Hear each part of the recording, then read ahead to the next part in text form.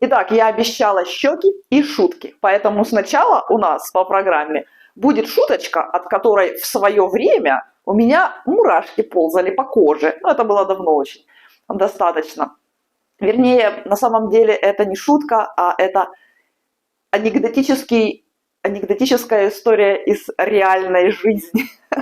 Вот. А потом у нас с вами по плану запланировано упражнение для зоны щек, потому что у нас сегодня среда, мы говорим о техниках естественного омоложения. Непосредственно сегодня будет фейсбилдинг, и я дам вам упражнение, которое позволяет улучшить состояние зоны щек, то есть проработка щечной мышцы и мышцы смеха.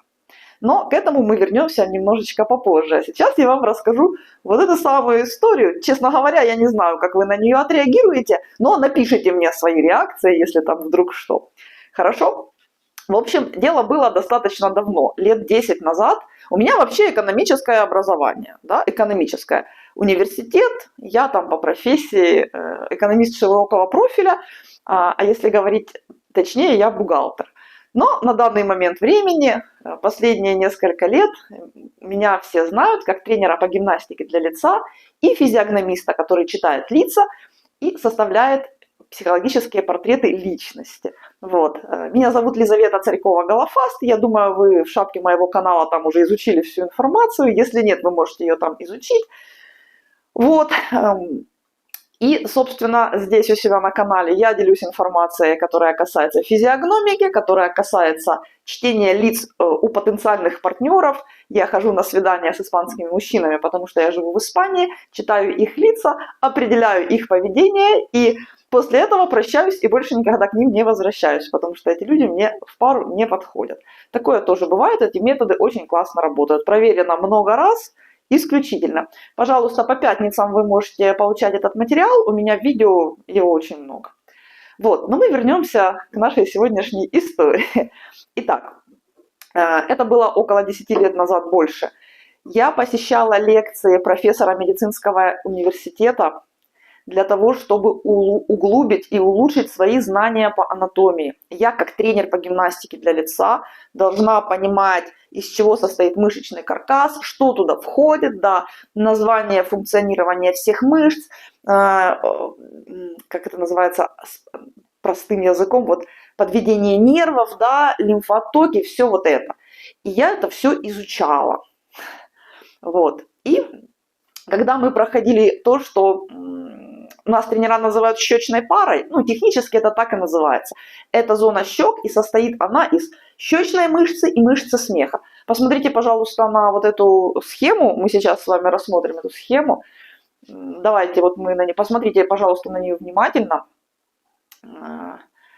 Здесь показаны все лицевые мышцы, но нас с вами интересует конкретно вот эта пара. Они отмечены здесь стрелками, фас и профиль. Посмотрите, пожалуйста, внимательно. Давайте я вам дам время, чтобы вы прямо рассмотрели.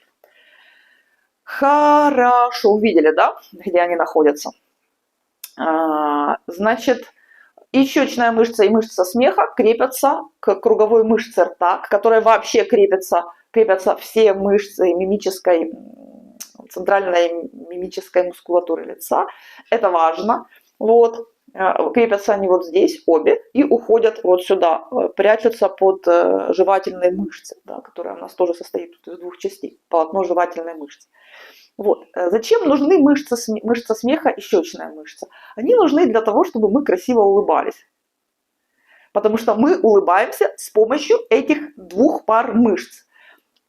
Рот мы закрываем с помощью круговой мышцы рта. У нее одна функция – закрывать рот, чтобы ресурсы оттуда не вывалились. Да? Но улыбаемся мы с помощью мышцы смеха и щечной мышцы. Вот она, эта работа. Так, рассказываю историю. Итак, я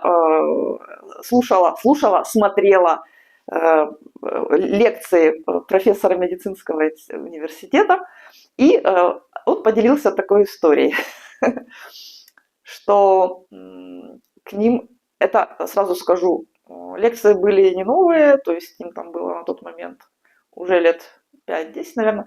И он рассказывает, говорит, к нам, говорит, привозят для того, чтобы мы препарировали, да, препарирование трупов, для того, чтобы студенты учились на реальных телах, им привозили труп, и они их препарировали. То есть они там рассматривали все, вот, что там, из чего состоит, то, что у них там дано по теме. И он говорит, я как профессор, как человек с большим опытом, говорит, как анатом, как преподаватель, хорошо знаю, что мышца смеха, она существует. Говорит, она существует. Но, говорит, нам обычно привозят трупы очень пожилых людей. Вот очень сильно пожилых людей. То есть им не достается молодняк, если это вообще можно так выразиться. Говорит, нам привозили уже такие трупы достаточно пожилых людей. И он говорит, сколько я не искал мышцу смеха в лицах остатков от людей, как бы говорит, я ее никогда не мог найти.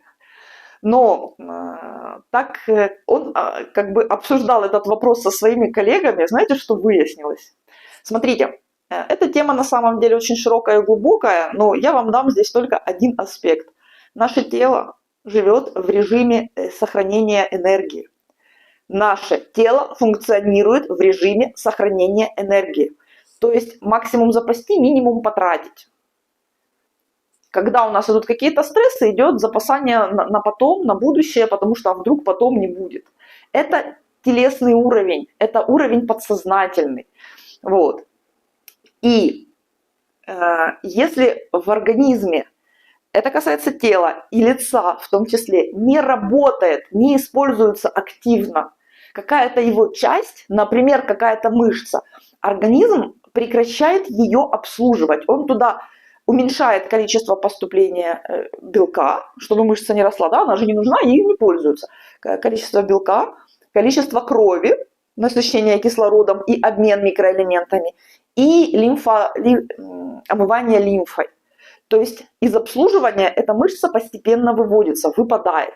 Но так как мышца перестала выполнять свою функцию, там ткань меняется на соединительную. То есть из мышечной ткани, к которой мы привыкли, да, вот здесь такой, она превращается постепенно. Это процесс не одного дня и не одного года. Это постепенный такой процесс. Он не происходит по щелчку пальцев, нет.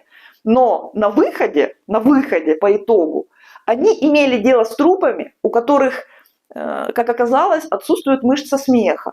Потому что люди в таком возрасте уже не улыбались и не смеялись. И закончил он тогда эту историю фразой, говорит, люди, улыбайтесь, улыбайтесь, для того, чтобы у вас сохранились до конца ваших дней, сохранился полноценный состав лицевых мышц. Но я еще люблю от себя добавить, знаете что?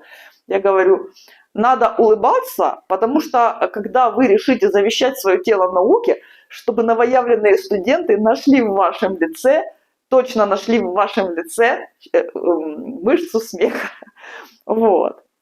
Так что такие вот шуточки. Я периодически эту историю рассказываю, но она такая поучительно веселая.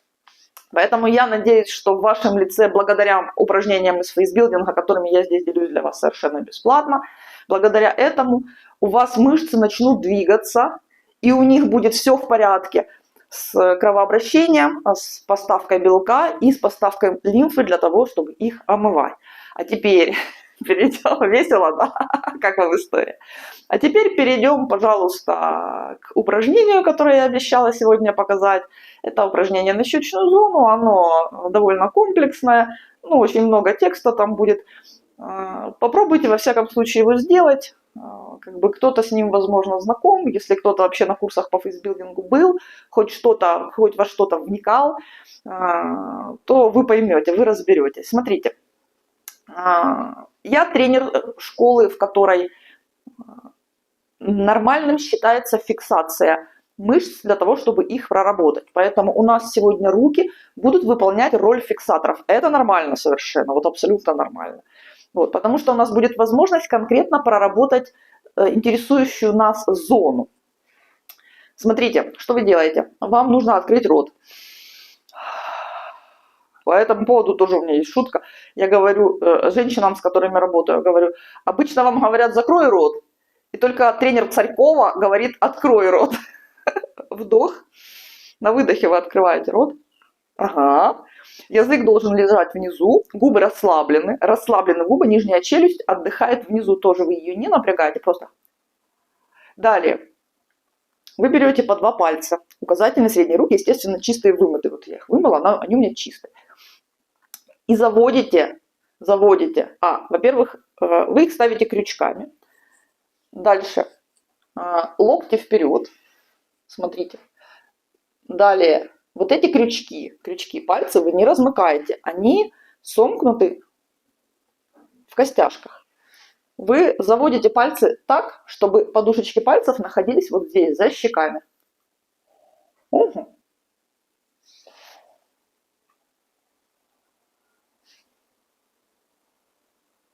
Обратите внимание на мою нижнюю губу. У меня губы не обнимают пальцы. Это здесь не нужно, это в другом месте нужно. Губы расслаблены. Они вообще не участвуют в этом упражнении. В этом упражнении участвуют только щечные мышцы, вот эта зона, и ваши пальцы, которые тоже не делают ничего.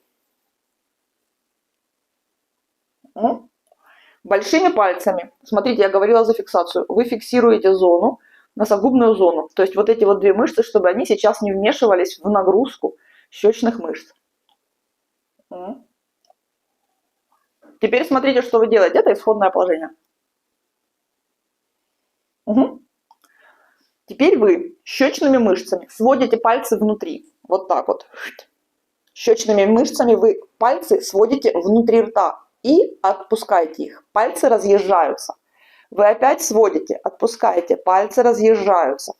Понятно? Таким образом вы работаете вот этими частями. 30 раз каждый день, и через месяц у вас щеки начнут подтягиваться. Работаем.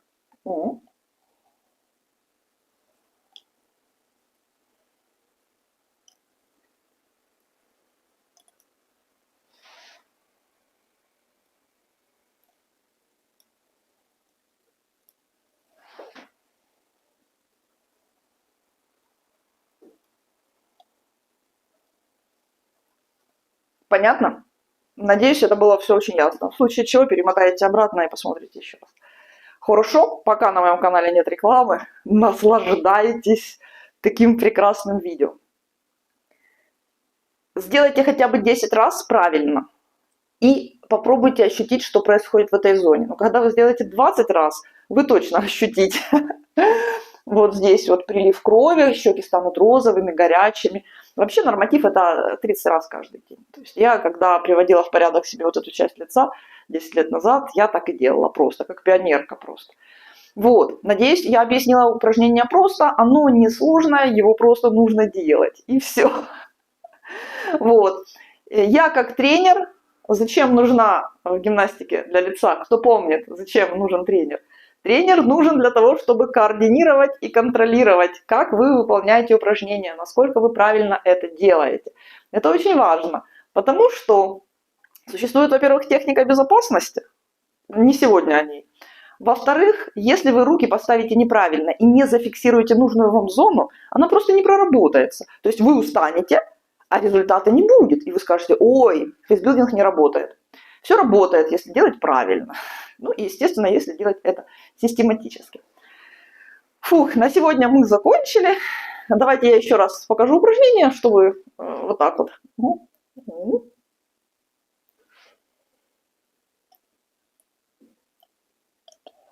Еще раз. Пальцы у вас не работают. Вы работаете только щечными мышцами и мышцами смеха. Напрягаете их и отпускаете. Напрягаете и отпускаете. Сводите ими пальцы и отпускаете. Все. Все, ничего больше не нужно делать. Но больше 30 раз в один присест тоже делать не надо. Когда-нибудь я объясню, почему и какими последствиями это чревато. Это отдельная тема, не сегодня. А также я думаю, что вы заметили, что я вернулась в свой естественный образ нормальный, к которому человек 500, наверное, на моем канале уже привыкли. Да-да-да, и надеюсь, это уже будет надолго. Не люблю я все эти технические нюансы. Значит, есть у меня видео, я тут вспомнила, называется оно «Почему женщины красят волосы». Это одно из первых видео, оно такое немножечко с плохим звуком, да, с плохим звуком. Надеюсь, сегодня звук лучше. Лучше звук сегодня? Напишите мне, как сегодня звук. Вот, посмотрите его, вот просто для интереса. И, возможно, вы найдете там свои ответы, ответы на свои вопросы. И там, а что касается мужчин, то почему, да, женщины красят волосы, мужчины тоже красят волосы. Это касается, в принципе, всех. Вот, поэтому можете вот здесь посмотреть это видео. Оно такое, оно очень коротенькое, очень простое. Собственно, оставить мне комментарий о том, что, ага, теперь нам все понятно. О себе и о тех людях, которые вас окружают. А я с вами прощаюсь. До следующей среды. Лизавета Царькова-Голофас, тренер по гимнастике для лица и практикующий физиогномист. Кстати, я уже говорила, нет, обучающий курс, мой авторский курс по физиогномике «Опасные мужчины» уже вышел в официальную продажу. В шапке моего профиля есть прямая ссылка на платформу, на которой его можно приобрести в 3 вариантах стоимости. Сейчас там есть акция, успейте попасть на эту акцию. На всякий случай я оставлю видео с описанием этого курса, и, возможно, вы примете решение получить эти знания. Всех обняла!